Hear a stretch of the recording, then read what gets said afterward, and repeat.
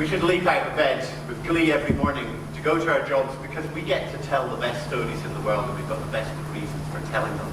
So we have to tell our stories very well. Imagine what this guy will be saying to his mates down the pub when he tells them, I got this close to a Medusa, the largest jellyfish in the world. So we have to tell great stories. We have to elevate communication. And because our donors can't be with us, we have to offer them the experience. We have to take them to where the action is in words and pictures. So I'm going to tell you the story of the worst tourist in the world, and it's me. A few years ago, I had the privilege of being chairman of trustees for ActionAid, one of Britain's largest charities. I had to do lots of meetings and read lots of papers, but every now and again I got the opportunity to go and visit ActionAid's work overseas. And I went in kind of ambassadorial mode. A few years ago, I was in Southern Africa visiting 4 countries, looking at ActionAid's work in HIV/AIDS.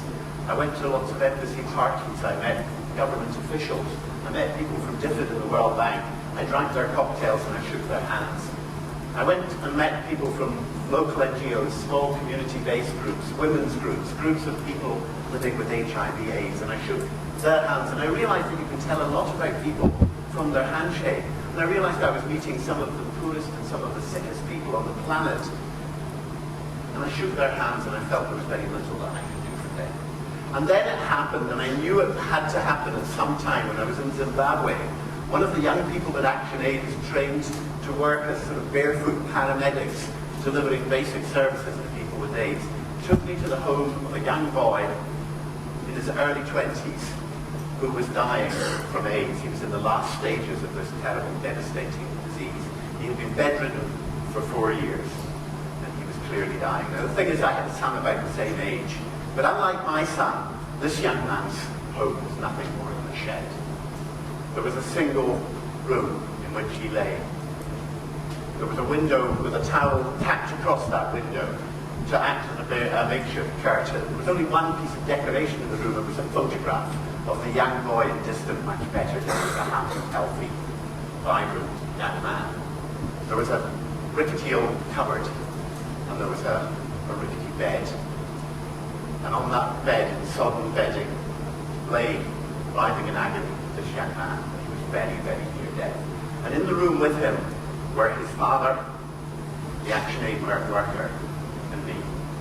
And for once in my life, I was completely and utterly lost for words. I couldn't think of a single thing that I could say in that room that would have had any meaning or purpose whatsoever. And then the ActionAid worker turned to me and asked me if I wanted to take a photograph. And that was too much for me. The thing is that I could see why the boy's father was there. He was there to be with his dying son. And I could see why the ActionAid worker was there. She was there to deliver the basic services, comfort and support that she'd been trained to give. And I could see why the young man was there. He was there because he had nowhere else to go. He was there to die from this thing called AIDS. But I couldn't for the life of me imagine why I was there. I felt like the worst tourist in the world. And so to my eternal shame, I turned and I left without a word of comfort with those people in the room. And it took me a very, very long time to come to terms with what had happened in that room. But I did realize after that in fact I was there for a very special reason. I was there because those people wanted me to be there. They wanted me to be there so that I would see, that's because I could never have imagined it, I could see what it's like, what it means, in all its gut-wrenching awfulness, what it means to die from AIDS in Africa today. And I was there so that I would see this, and that I would go back and I would tell ActionAid and its supporters, and I would tell people like you, we must do something to stop this. Because I believe we are nothing if we are not communicators. And it is our job to take our donors with us on that journey. They can't be with us at that time. But we can take them there in words and pictures. And we can show them the great need that exists. And we can show them what a difference they can make through their contributions.